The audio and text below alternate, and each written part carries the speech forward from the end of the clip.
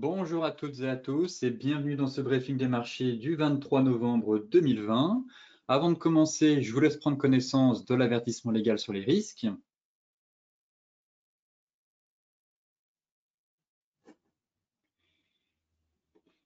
Et tout de suite, focus marché. On a des bourses européennes qui progressent ce matin puisque la perspective de vaccin contre le Covid laisse espérer un assouplissement des mesures sanitaires visant bien entendu à contrôler la propagation du coronavirus qui affecte lourdement l'activité économique. Alors en Europe, le début de ralentissement de la deuxième vague de l'épidémie permet en tout cas d'espérer un assouplissement prochain des mesures de confinement. Le gouvernement britannique a confirmé samedi que le confinement instauré en Angleterre ne serait pas prolongé au-delà du 2 décembre. Et en France, comme vous le savez, Emmanuel Macron doit s'adresser au pays demain soir pour présenter les nouvelles règles du confinement à l'approche des fêtes de fin d'année.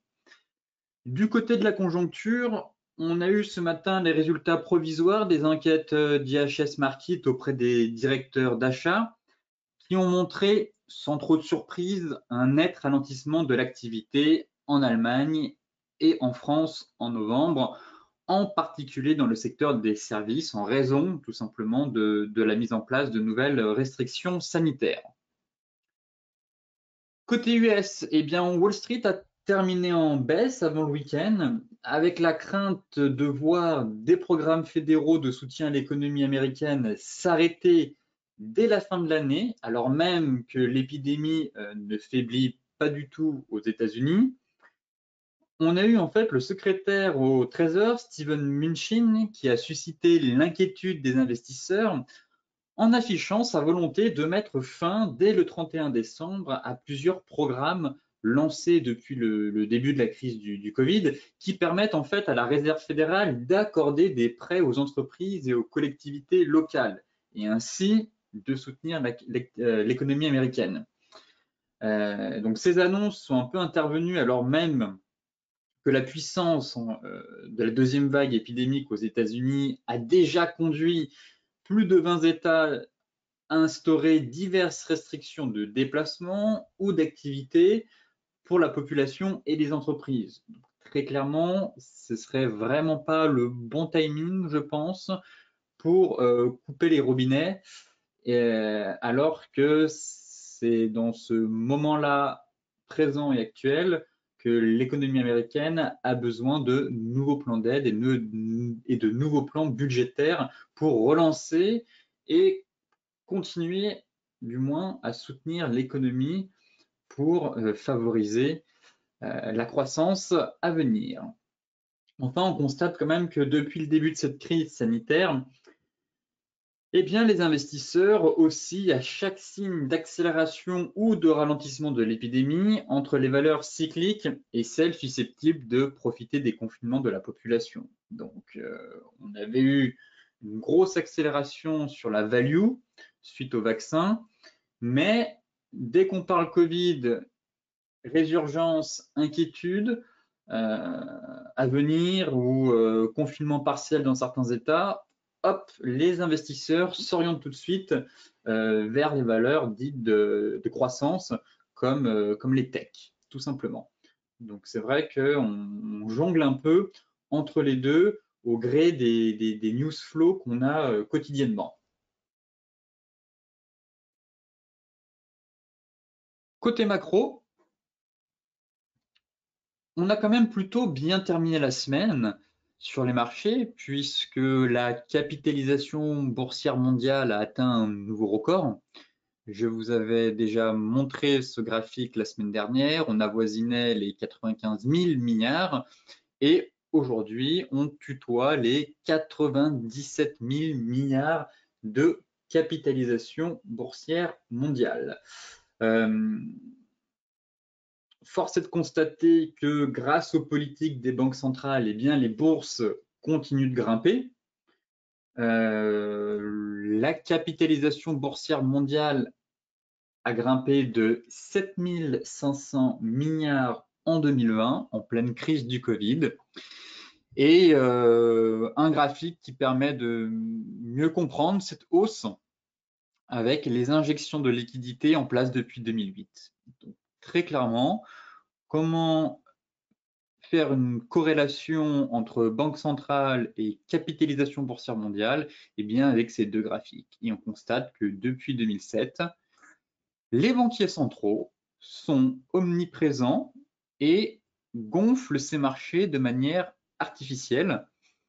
Et cela devrait perdurer, puisque les banquiers centraux ici ont injecté, et encore là c'est uniquement le G4, c'est pas l'ensemble des banquiers centraux, si on rajoute la totalité, on est à 10 000 milliards de liquidités sur les marchés qui ont été injectés en quelques mois. Donc, très clairement ici, voilà ce qui explique cette hausse un peu démesurée, mais aussi artificielle. Et si certains se demandent si on est dans une bulle ou si ça en prend la forme, dites-vous bien qu'une chose, c'est que selon les prévisions de JP Morgan, les banques centrales vont continuer leur politique monétaire ultra accommodante pour 2021. Et le bilan devra encore une fois continuer de s'accroître et de grandir au fur et à mesure des semaines et des mois. De ce fait, si on fait un parallèle avec la capitalisation boursière mondiale, eh bien, on pourrait très largement atteindre dépasser le seuil symbolique des 100 000 milliards de capitalisation boursière. Donc, un graphique, du moins deux graphiques très intéressants qui permettent de faire une relation entre les deux et de se dire que si les marchés, la capitalisation boursière avait atteint 60 milliards et a quasiment pris 50% en l'espace de quelques mois, ce n'est pas grâce aux perspectives à venir, ce n'est pas grâce aux bénéfices, ce n'est pas grâce à la croissance, mais c'est surtout dû à l'omniprésence, encore une fois, des banquiers centraux.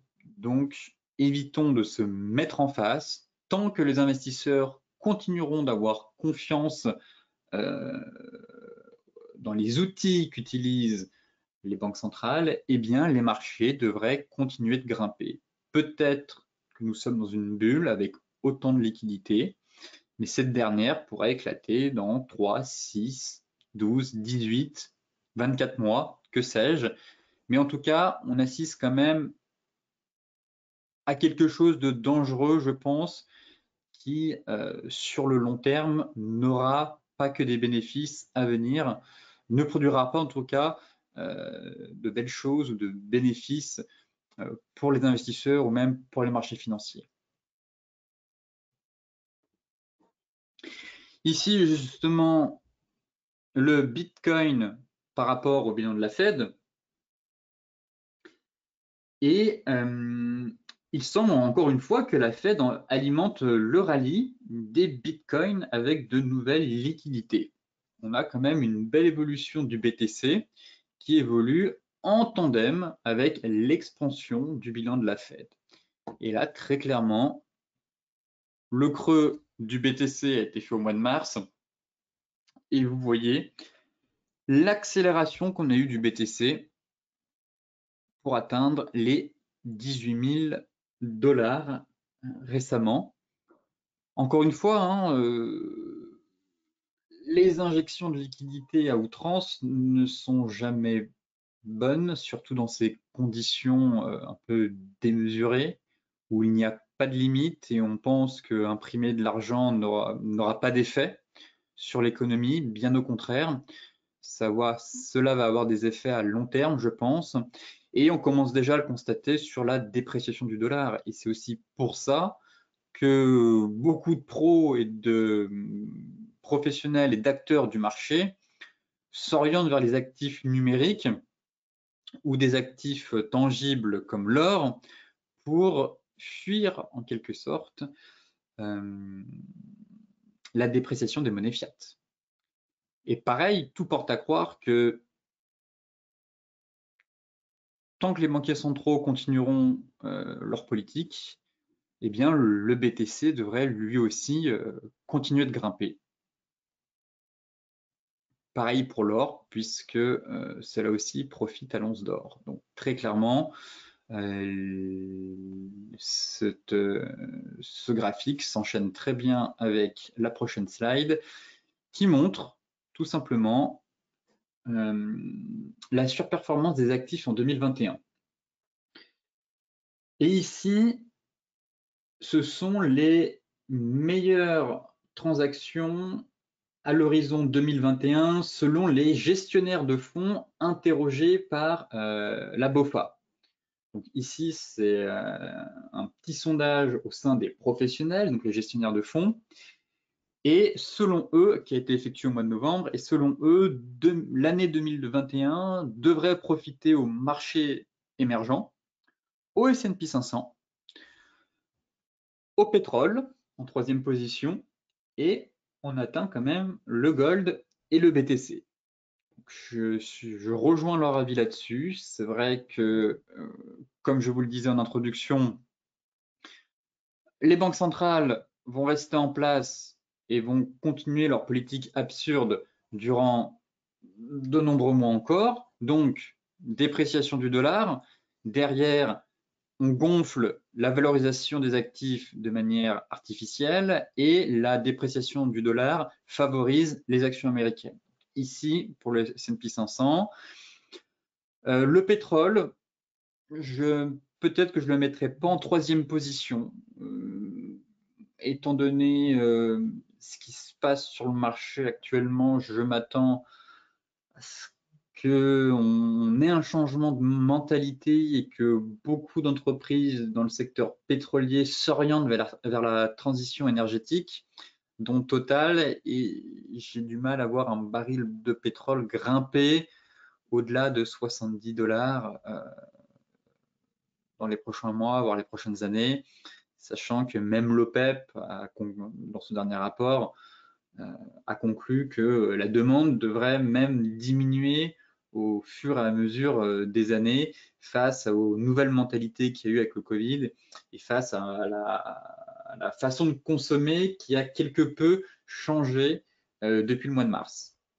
Par contre, le gold, oui, très clairement, encore une fois, la politique de taux bas, l'inflation, les injections de liquidités, la monétisation de la dette, ça va encore une fois profiter au cours de l'or, qui se stabilise quand même depuis pas mal de temps. Mais à long terme, je verrais bien le gold, pourquoi pas sur l'année 2021, taper les 2500 dollars. Et le BTC, quant à lui, difficile de fixer un objectif de prix, hein. Tout est possible, 30 000, 40 000, 50 000, 100 000, que sais-je. Personne ne sait vraiment, personne n'a jamais vu une hausse aussi impressionnante. On prend plus de 150% depuis le début de l'année. Mais effectivement, si on continue dans cette même logique, de plus en plus de professionnels devraient s'intéresser aux crypto-monnaies et allouer une part de leur liquidité dans les crypto-actifs. Donc, pareil, je pense que l'année 2021 sera aussi une belle année pour le secteur des crypto-monnaies. Et donc, en quatrième position, peut-être que le Bitcoin pourrait même dépasser la performance du S&P 500, à mon avis, si on continue sur cette lancée. Côté graphique, tout de suite, on va s'intéresser au CAC 40.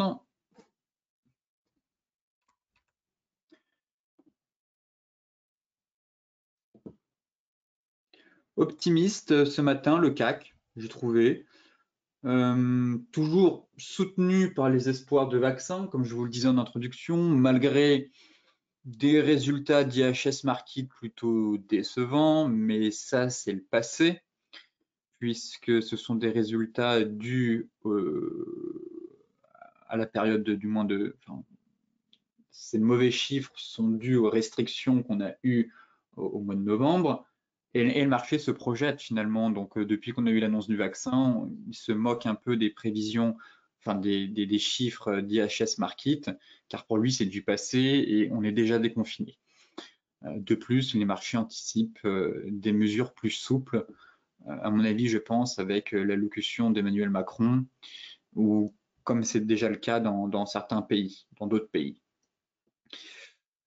Mais toujours sur les 5535, on a fait un beau gap haussier ce matin, toujours la divergence baissière en cours de formation, mais qui n'est pas validée, et toujours dans la zone mensuelle pour l'instant.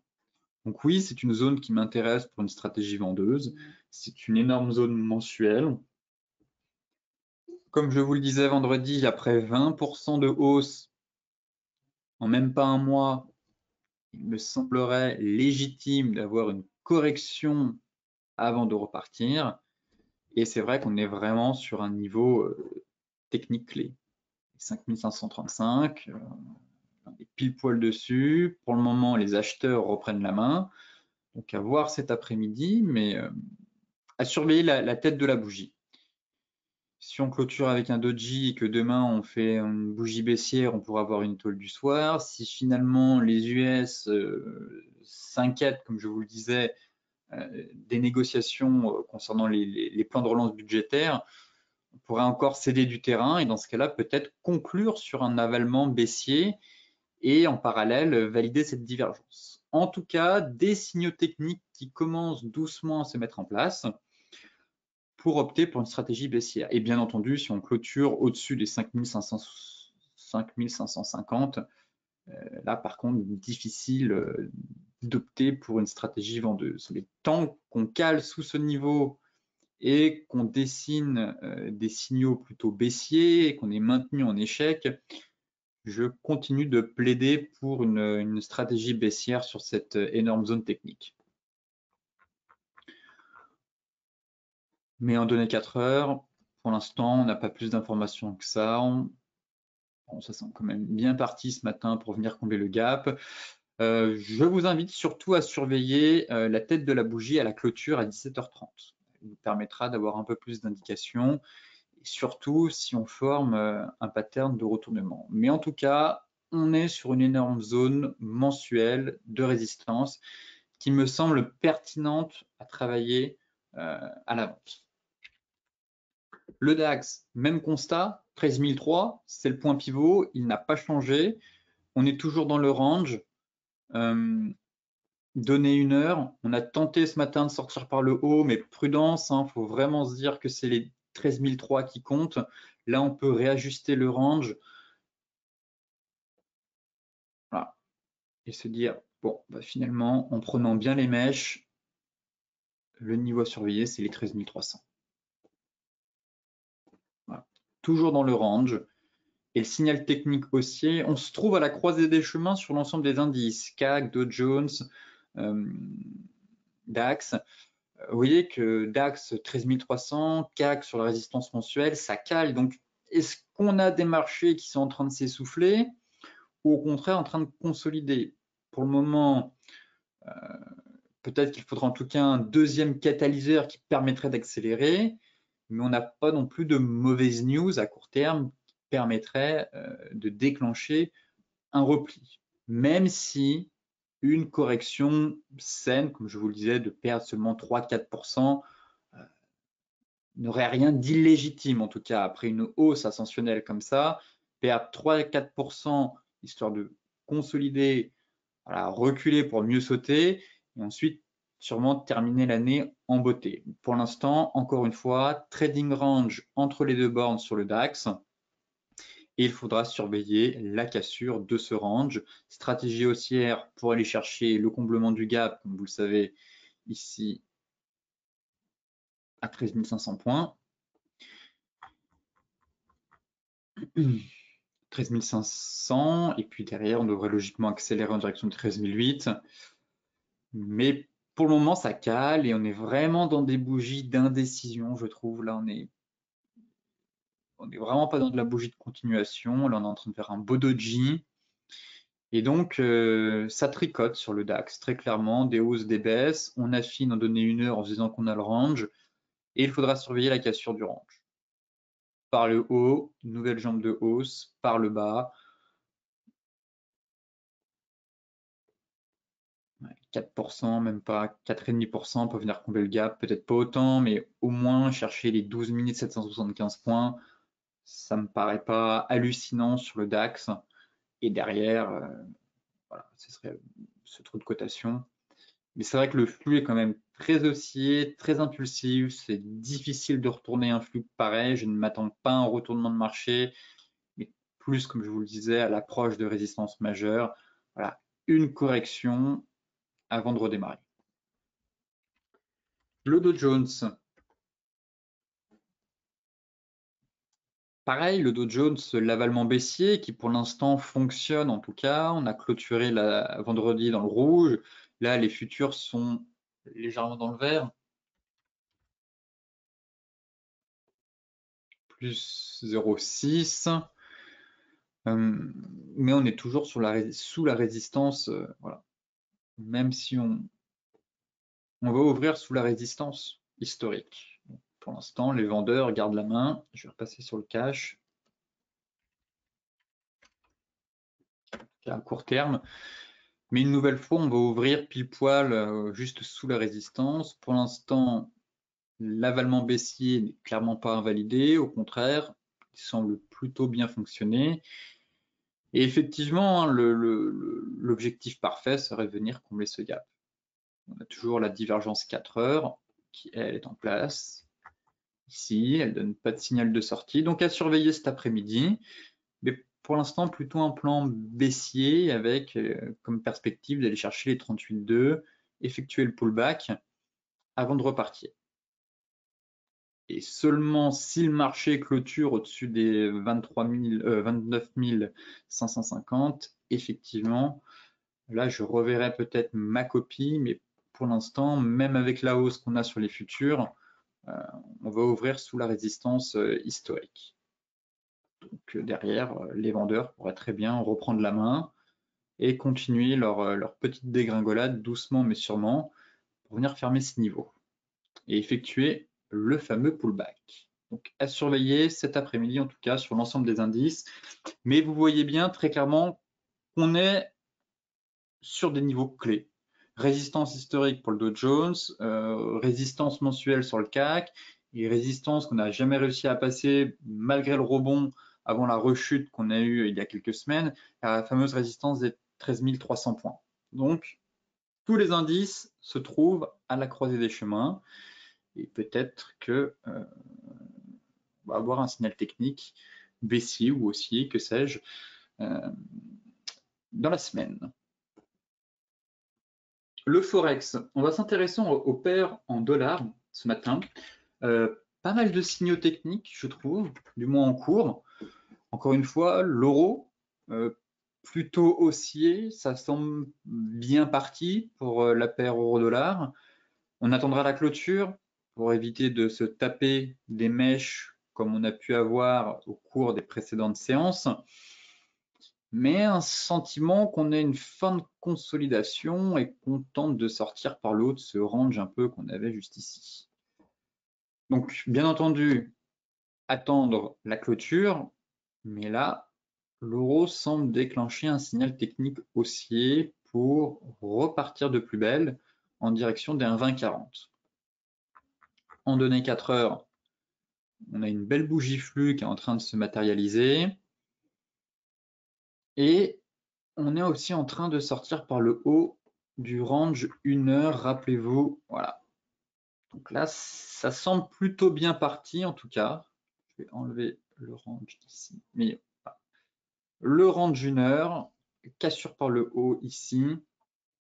Donc très clairement, je suis plutôt aussi sur l'euro-dollar et ça semble bien parti pour mettre à... Enfin, pour marquer en tout cas un creux de moyen terme et accélérer. Mettre fin à cette dynamique de pas vraiment baissière, mais de consolidation qu'on avait depuis le mois d'août. Sortie de range, cassure des 1,1875 en cours, attendre la clôture serait plus pertinent, j'ai envie de dire, surtout une clôture daily, parce qu'on a fait quand même pas mal de mèches. Mais si on affine véritablement sur les unités de temps plus courtes, tout laisse à croire que les acheteurs tentent de prendre l'ascendant psychologique et que l'euro devrait continuer son ascension pour aller chercher, selon moi, les 1,2040. Donc à surveiller aussi, car potentiellement on est en train de confirmer un signal technique.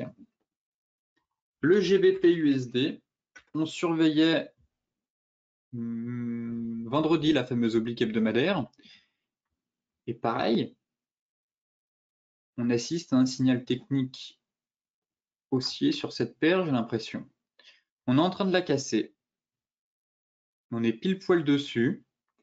Donc, oblique baissière de très long terme, en place depuis 2007.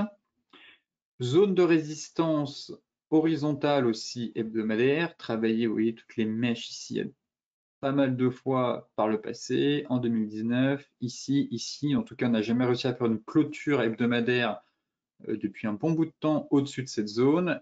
Et là, encore une fois, on est pile poil dessus. Si on affine en données daily, on tente de casser. Donc là, ça va être à surveiller au cours de la semaine, mais si ça se confirme, prochain palier, 1,36. Et ça semble bien parti. En tout cas, à surveiller. On est quand même dans une tendance haussière. On est sur un gros niveau. Pour l'instant, pas de change de retournement. Au contraire, on est plutôt sur une bougie flux. Et si ça casse, eh bien, je verrai une accélération en direction des 1,36. On avait ce triangle aussi, et sorti par le haut ce matin, durant la nuit en tout cas. De ce fait, si on mesure l'objectif un peu théorique de ce triangle, on n'obtient pas les 1,36, mais il confirme en tout cas la cassure du fameux niveau clé. Et là, actuellement, c'est ce qu'on est en train de faire. Pour moi, ça sent comme sur l'euro, hein, encore une fois, on se trouve, la semaine risque d'être intéressante, on se trouve un peu sur des niveaux clés sur tout. Pétrole, j'ai regardé aussi, pétrole, gold, forex, indice. Donc là, pareil, à confirmer, mais potentiellement un signal technique en cours, mais soutenu aussi par ce fameux triangle qui, lui, va quand même mesurer l'objectif théorique. Voilà. L'objectif théorique du triangle, c'est les 1,35. Ça correspond pas à grand chose, peut-être ce point ici encore. Le gros niveau à aller chercher après, si on continue, il y aurait quand même 300 pips, c'est les 1,36. Donc à surveiller au cours de cette semaine, car là, ça me paraît intéressant en tout cas sur cette paire. AUD-USD, c'est exactement la même chose. Pareil, on est dans un beau triangle, alors dynamique haussière. On va basculer en hebdo. On a une belle résistance.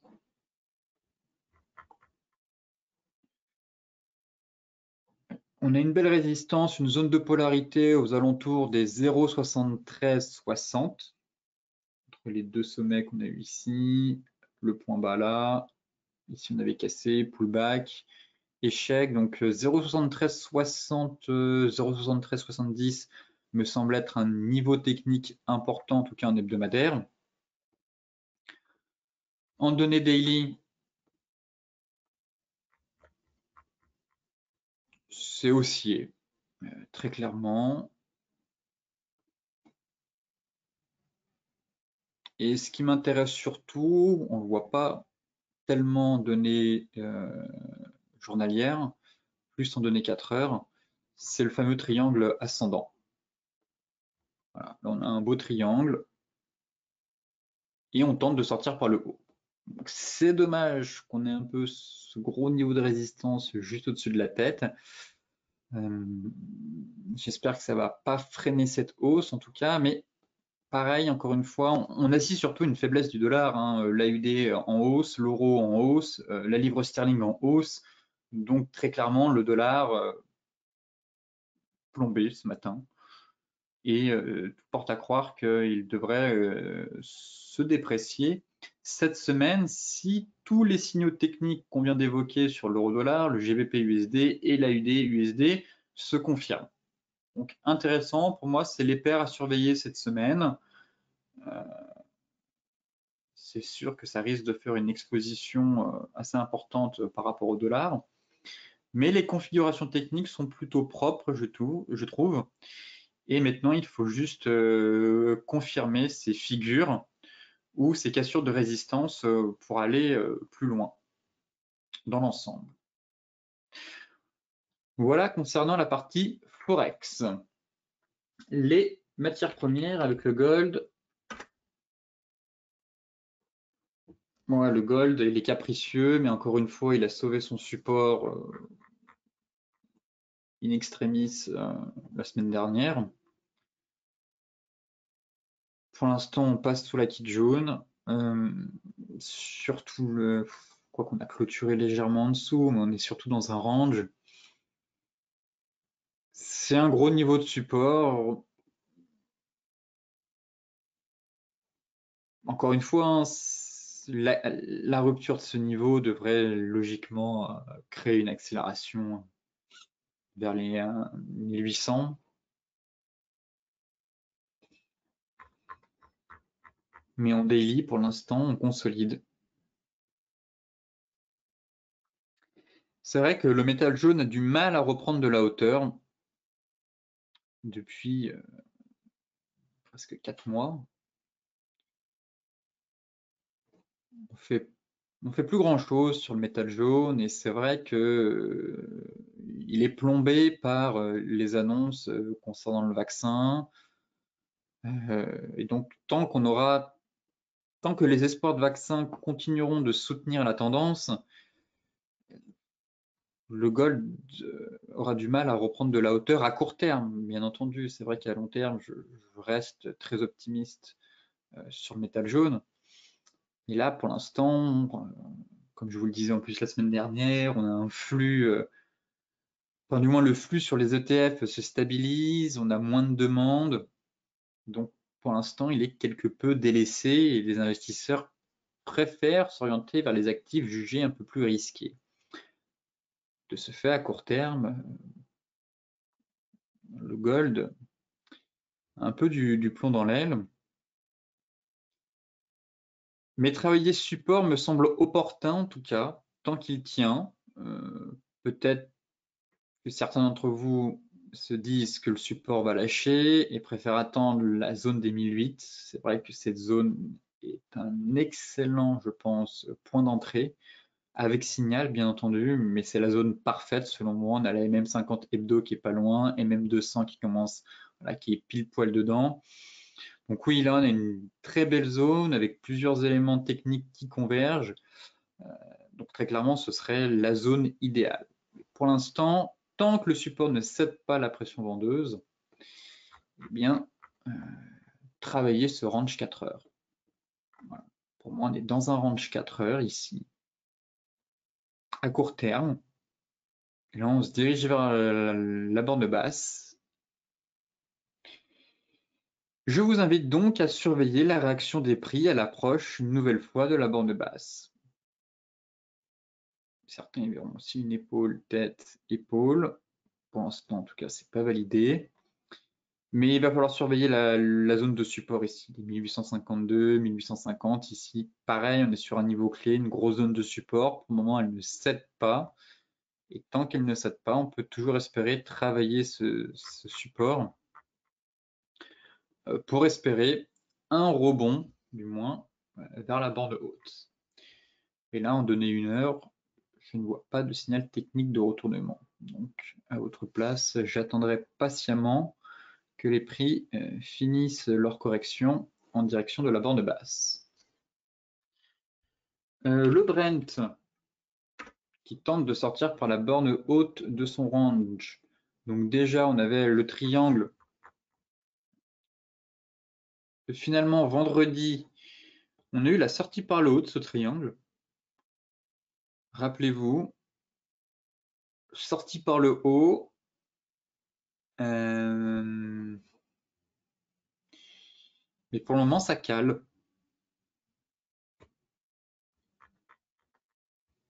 Donc à surveiller en fait.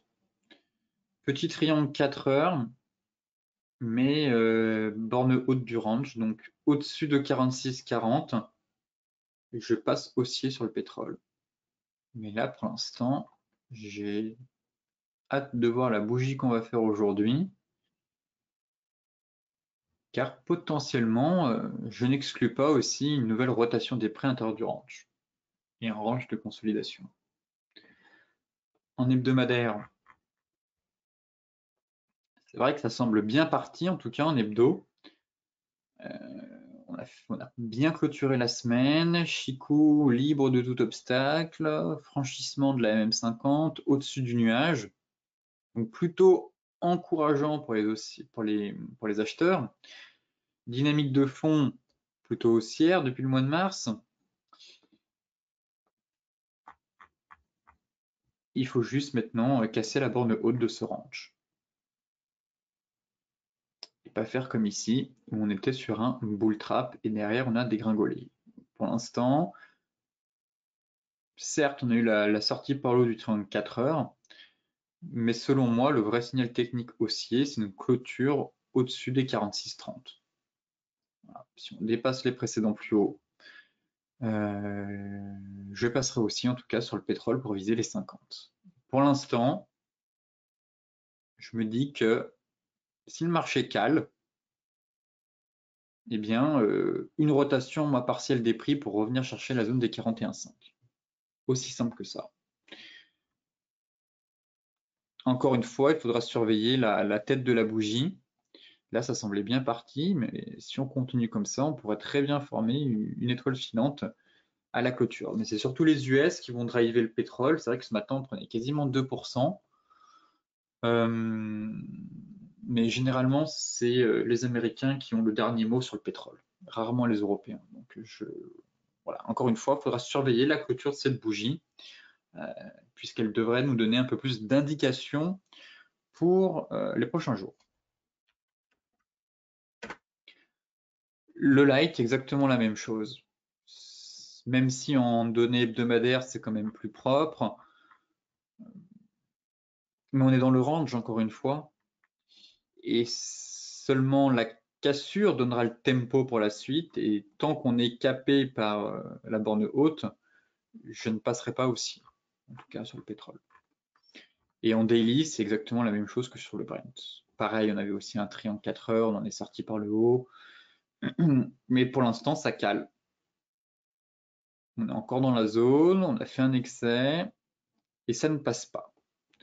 Pareil, je passerai haussier sur le Brent au-dessus de 43,50 pour aller chercher les 45,50. Et dans le cas contraire, si la bougie du jour clôture sur un chandelier d'hésitation voire de retournement, eh bien je n'exclus pas de nouveau une rotation des prix à l'intérieur du range pour viser voilà, le milieu de range vers les 39,50. Pareil, à surveiller.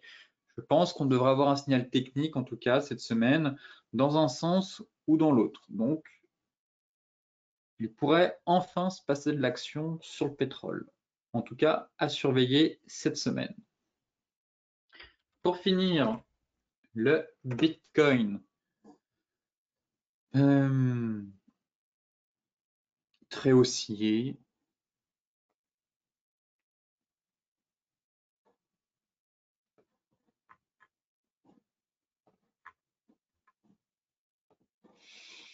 Que dire? On commence à monter un peu haut, mais je verrais bien le marché taper les 20 000. Je sais pas, je vois pas le marché s'arrêter comme ça, juste sous le seuil psychologique des 20 000, le plus haut historique. Je verrais bien encore une accélération, mais je dirais pas que ça commence à devenir dangereux. Mais se positionner à l'achat me semble pas très opportun, en tout cas. Pas maintenant. La dynamique, certes, est haussière, le flux est haussier et impulsif, mais là,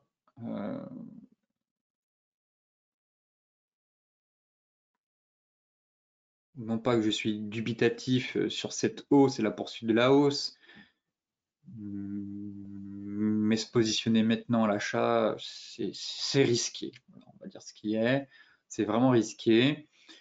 Celles et ceux qui sont à l'achat depuis des niveaux inférieurs, bien entendu, vous remontez votre stop tranquillement. Là, on peut le mettre, la Tenkan remonte, donc on peut le mettre sous les 17 120, 17 100. Et puis on se dit, si on va chercher les plus hauts, et puis on continue à le remonter, et ainsi de suite. Donc, les détenteurs de Bitcoin depuis plusieurs semaines, pour eux, eh bien, vous continuez de sourire et vous remontez votre stop jusqu'à avoir un retournement de marché ou un essoufflement assez important. Mais encore une fois, les excès engendrent des excès. Et là, c'est vrai que j'ai l'impression qu'on est quand même, surtout la bougie de la semaine dernière, 15%. Ça ressemble à un excès. On monte verticalement, donc je verrais bien pareil une correction de 4-5% sur le BTC. Et encore, c'est vraiment pas beaucoup, 4-5%. Il pourrait vraiment corriger bien plus.